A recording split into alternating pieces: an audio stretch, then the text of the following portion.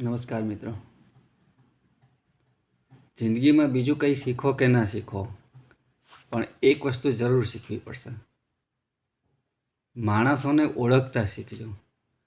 કારણ કે માણસો જેવા હોય છે ને એવા દેખાતા નથી, અને જેવા દેખાય છે ને એવા હોતા નથી.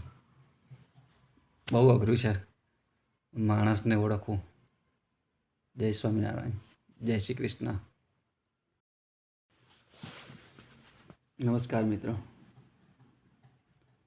જિંદગીમાં બીજું કંઈ શીખો કે ના શીખો, પણ એક વસ્તુ જરૂર શીખવી પડશે.